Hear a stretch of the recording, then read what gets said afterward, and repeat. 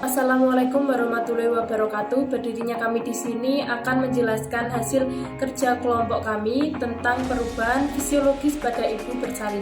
Sebelumnya, perkenalkan nama saya Dian Gale sebagai moderator sekaligus pemateri pertama, dan selanjutnya saya akan Novita sebagai pemateri kedua.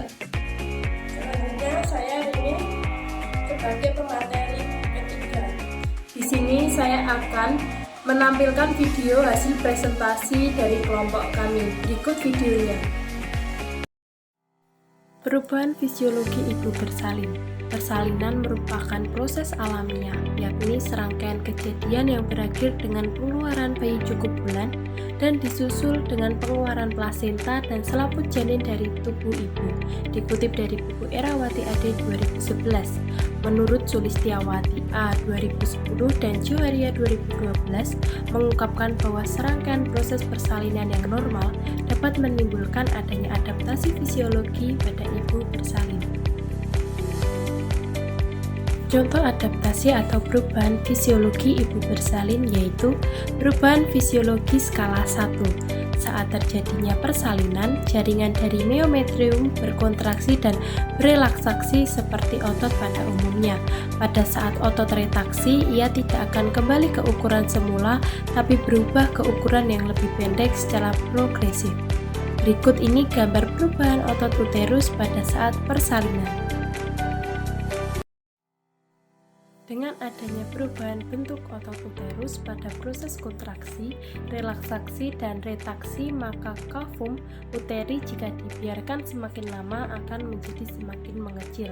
Proses ini merupakan salah satu faktor yang menyebabkan janin turun ke pelvik. Kontraksi uterus ini dimulai dari fundus dan terus melebar sampai ke bawah abdomen dengan dominasi tarikan ke bawah ke arah fundus.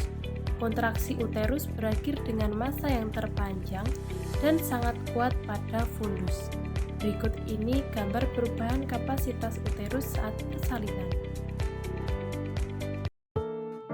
Sebelum onset persalinan, serviks akan mempersiapkan kelahiran dengan berubah menjadi lembut. Saat persalinan mendekat, serviks mulai menipis dan membuka. Effacement berhubungan dengan kemajuan, pemendekan, dan penipisan serviks.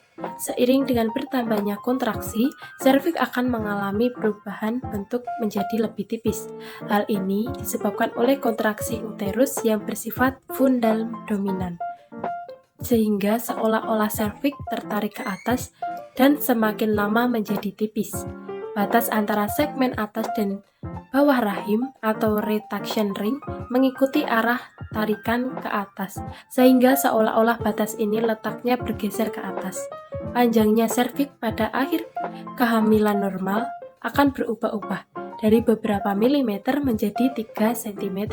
Dengan dimulainya persalinan, panjang serviks akan berkurang secara teratur sampai menjadi pendek atau hanya tersisa beberapa milimeter saja. Serviks yang sampai tipis ini disebut menipis penuh. Berikut ini gambar proses penipisan serviks.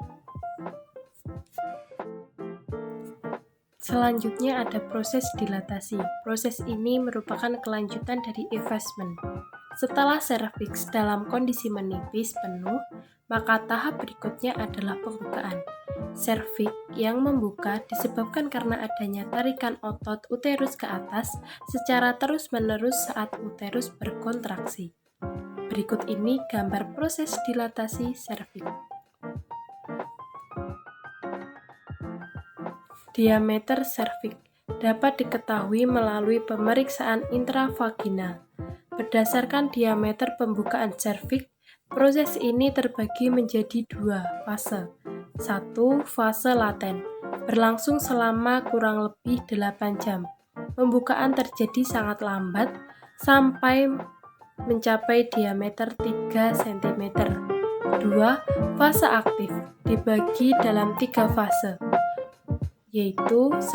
Fase akselerasi, dalam waktu 2 jam pembukaan 3 cm menjadi 4 cm. 2. Fase dilatasi maksimal, dalam waktu 2 jam pembukaan berlangsung sangat cepat, dari 4 cm menjadi 3 cm. Yang ketiga ada fase deselerasi, pembukaan melambat kembali.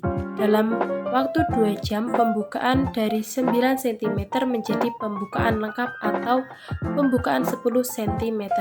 Pembukaan lengkap berarti bibir serviks dalam keadaan tak teraba dan diameter lubang serviks adalah 10 cm.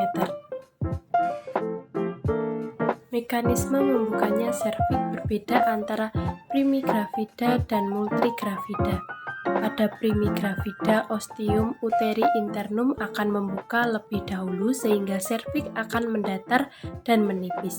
Kemudian untuk ostium uteri externum membuka. Namun pada multigravida, ostium uteri internum dan externum serta penipisan dan pendataran serviks terjadi dalam waktu yang sama. Pendataran dan dilatasi serviks akan melonggarkan membran dari daerah ostium uteri interna dengan sedikit pendarahan dan menyebabkan lendir bebas dari sumbatan dan operkulum. Pengeluaran lendir dan darah ini disebut sebagai blood tissue dan mengindikasikan telah dimulainya proses persalinan. Berikut ini gambar blood tissue. Selanjutnya kita masuk ke ketuban. Ketuban akan pecah dengan sendirinya ketika pembukaan hampir atau sudah lengkap. Tidak jarang ketuban harus dipecahkan ketika pembukaan sudah lengkap. Bila ketuban telah pecah sebelum pembukaan 5 cm disebut dengan ketuban pecah dini. Kemudian kita masuk ke tekanan darah. Tekanan darah akan meningkat selama kontraksi, disertai dengan peningkatan sistol rata-rata 15-20 mmHg dan diastol rata-rata 5-10 mmHg. Selanjutnya, pada waktu-waktu tertentu di antara kontraksi, tekanan darah akan kembali ke tingkat sebelum persalinan. Untuk memastikan tekanan darah yang sebenarnya, pastikan untuk melakukan cek tekanan darah selama interval kontraksi. Kemudian, dengan mengubah posisi pasien dari terlentang ke posisi miring akan menjadi dan akan merubah peningkatan tekanan darah selama persalinan. Kemudian rasa nyeri, rasa takut, dan kekhawatiran dapat semakin meningkat dan akan meningkatkan tekanan darah. Kemudian, apabila pasien merasa takut atau khawatir, kita harus dapat mempertimbangkan kemungkinan bahwa rasa takutnya menyebabkan peningkatan tekanan darah. Selama persalinan, metabolisme karbohidrat baik aerob maupun anaerob meningkat dengan kecepatan yang tetap. Peningkatan ini terutama diakibatkan oleh adanya kecemasan dan aktivitas otot rangka. Peningkatan aktivitas metabolik dari peningkatan suhu tubuh, denyut nadi, pernapasan, curah jantung, dan cairan tubuh yang hilang. Kemudian, suhu tubuh yang meningkat selama persalinan tertinggi selama dan setelah persalinan. Peningkatan suhu tubuh normal yakni 0,5-10 derajat Celcius. Nilai tersebut sudah mencerminkan peningkatan metabolisme persalinan. Peningkatan suhu tubuh sedikit merupakan hal yang normal dalam persalinan. Namun, bila persalinan berlangsung lebih lama, peningkatan suhu tubuh dapat mengindikasikan sebagai dehidrasi, sehingga parameter lain harus melakukan cek terlebih dahulu. Begitu pula pada kasus ketuban pecah dini, peningkatan suhu dapat mengindikasikan infeksi dan tidak dapat dianggap normal dalam hal keadaan ini. Kemudian, perubahan yang mencolok selama kontraksi disertai peningkatan selama fase peningkatan, penurunan selama titik puncak sampai frekuensi yang lebih rendah daripada frekuensi di antara kontraksi, dan peningkatan selama fase penurunan hingga mencapai frekuensi lazim di antara kontraksi. Kemudian, adanya penurunan yang mencolok selama puncak kontraksi uterus tidak terjadi jika wanita berada pada posisi miring dan bukan posisi terlentang. Frekuensi denyut nadi di antara kontraksi sedikit lebih tinggi dibanding selama periode menjelang persalinan. Hal ini mencerminkan peningkatan metabolisme yang terjadi selama persalinan. Sedikit peningkatan denyut jantung dianggap normal, maka diperlukan pengecekan parameter lain untuk menyingkirkan kemungkinan proses infeksi. Selanjutnya, presentasi akan dilanjutkan oleh rekan saya Eka Dila Novita. Yang ketiga, sedikit protein urea plus 1 ditemukan pada sepertiga sampai setengah jumlah ibu bersalin. Lebih sering terjadi pada primipara atau pasien yang pertama kali melahirkan. Yang keempat, proteinuria yang nilainya plus 2 atau lebih adalah data yang abnormal. Hal ini mengidentifikasi preeklamsi. Selanjutnya saya akan menjelaskan tentang gastrointestinal. Yang pertama, motilitas dan absorpsi lambung terhadap makanan padat jauh berkurang. Apabila kondisi ini diperburuk oleh penurunan lebih lanjut sekresi asam lambung selama persalinan, maka saluran cerna bekerja dengan lambat sehingga waktu pengosongan lambung menjadi lebih lama. Yang kedua, lambung yang penuh dapat menimbulkan ketidaknyamanan selama masa transisi. Yang ketiga, mual dan muntah terjadi selama fase transisi, menandai akhir fase pertama persalinan. Selanjutnya, respirasi. Respon terhadap perubahan sistem kardiovaskuler, konsumsi oksigen itu akan meningkat. Pencepatan pematangan surfaktan versus labor speed maturation of surfactant. Penekanan pada saat selama proses persalinan membersihkan paru-paru janin saat cairan berlebihan. Selanjutnya, saluran pencernaan kala 2. Penurunan motilitas lambung dan absorpsi yang hebat berlanjut sampai pada kala 2. Biasanya mual dan muntah pada saat transisi akan mereda selama kala 2 persalinan, tetapi bisa terus pada beberapa pasien.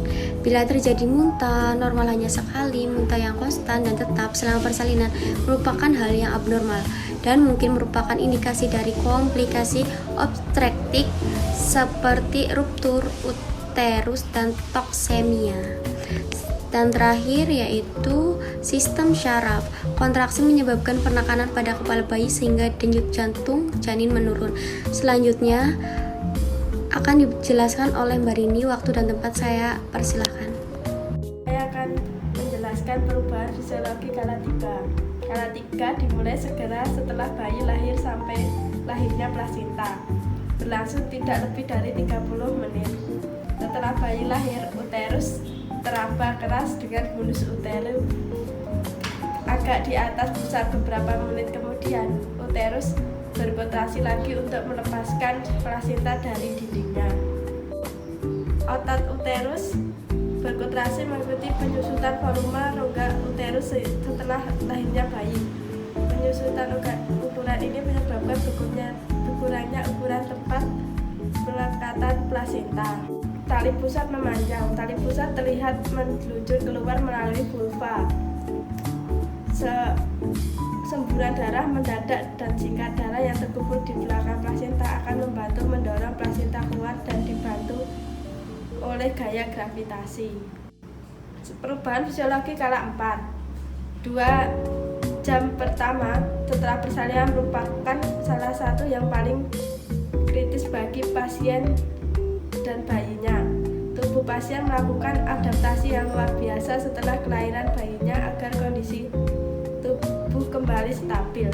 Sedangkan bayi melakukan adaptasi terhadap perubahan lingkungan hidupnya di luar uterus. Kematian itu terbanyak terjadi pada kala ini. Oleh karena itu, bidan tidak boleh meninggalkan pasien dan bayi sendirian. Selanjutnya, sistem gestasional. Selama 2 jam pasca persalinan, kadang jumpai pasien merasa mual sampai muntah.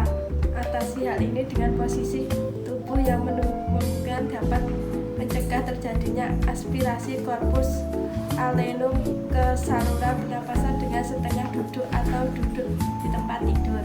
Selanjutnya, sistem renal.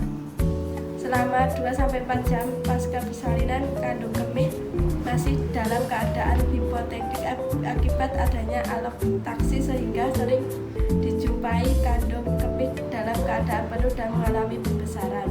Selanjutnya, sistem kardiovaskuler. Selama kehamilan, volume darah normal digunakan untuk menampung aliran darah yang meningkat yang diperlukan oleh plasenta dan pembuluh darah uterus. Sekian video presentasi dari kelompok kami. Kurang lebihnya mohon maaf bila ada kata ataupun kesalahan. Wassalamualaikum warahmatullahi wabarakatuh.